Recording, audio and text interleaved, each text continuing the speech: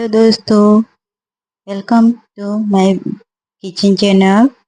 आज આપણે શેર કરવાના છીએ ઈંડા બિરયાનીની રેસીપી। તો બહુ જ મસ્ત રેસીપી છે, તો બધાને બહુ જ ભાવશે। આ રીતે જો તમે બનાવશો તો ચાલો આપણે રેસીપી સ્ટાર્ટ કરી લઈએ। તો મેં અહીંયા 1.5 વાટકી બાસમતી ચોખા લીધા છે, તેને આપણે એક મોટા બાઉલમાં લઈ લઈશું અને એકદમ સરસ રીતે ધોઈ લઈશું। તો અહીંયા એકદમ સરસ રીતે મેં ધોઈ લીધા છે। હવે આપણે ગેસ ઉપર એક તપેલી મૂકીશું, તેમાં આપણે 4 ગ્લાસ પાણી એડ કરીશું અને આપણે જે ચોખા આપણે ધોઈને લીધા હતા બાસમતી તે એડ કરી દઈશું।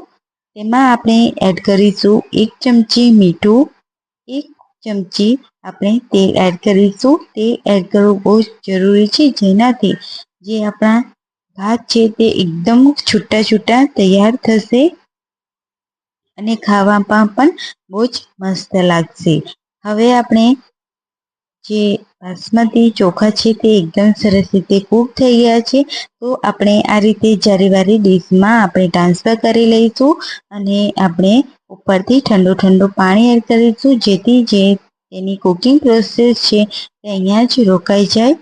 તો આ રીતે આપણે તેને સાઈડમાં મૂકી દઈશું બાસમતી ભાતને।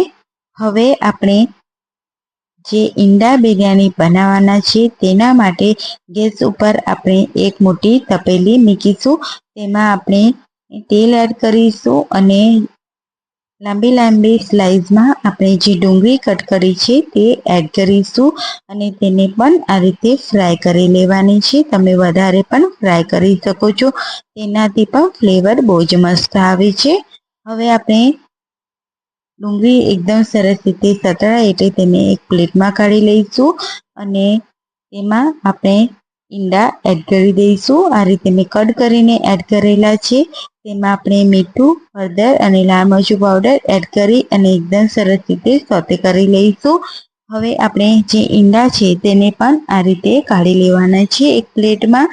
હવે આપણે જે ભાત બનાવ્યા હતા તે એડ કરીશું તેમાં। તો અહીંયા આપણે અડધા જ આપણે ભાત એડ કરવાના છે। હવે આપણે એડ કરીશું તેમાં તેની પર ડુંગળી, ધાણા એડ કરીશું અને અહીંયા એડ કરીશું બિરયાની મસાલો। તો 2 મોટી ચમચી આપણે અહીંયા બિરયાની મસાલો લીધો છે અને હવે આપણે જે ઈંડા ફ્રાય કર્યા હતા તે એડ કરી લઈશું અને ફરીથી આપણે ઉપરથી ભાત એડ કરી દઈશું। તો મેં અહીંયા બધા ભાત એડ કરી દીધા છે અને આપણે જે ઈંડા છે તે પણ એડ કરી દીધા છે આ રીતે ઉપરથી। તો બહુ જ મસ્ત આપણી ઈંડા બિરયાની બનીને રેડી થશે। આ રીતે જો તમે બનાવશો તો હવે આપણે જે ડુંગળી છે તે પણ આ રીતે એડ કરી દઈશું ઉપરથી અને ઉપરથી આપણે બિરયાની મસાલો છાંટીશું। તમારી પાસે જો ફૂડ કલર હોય તો તમે તે પણ એડ કરી શકો છો। અત્યારે મારી પાસે અવેલેબલ નથી એટલે મેં એડ નથી કર્યો, બટ આ રીતે પણ બહુ જ મસ્ત લાગે છે। હવે આપણે ઉપરથી ધાણા એડ કરી લઈશું અને આપણે મિક્સ કરી લઈશું। તો અહીંયા આપણી બનીને રેડી થઈ ગઈ છે ઈંડા બિરયાની। તો પ્લીઝ રેસીપી તમને કેવી લાગી મને કમેન્ટમાં જરૂરથી જણાવી લેજો। તો એકદમ ટેસ્ટી આપણી રેસીપી તૈયાર છે। તો આવી જ રેસીપી સાથે આવતા વિડીયોમાં મળીએ, ત્યાં સુધી બધાને આવજો, બાય બાય।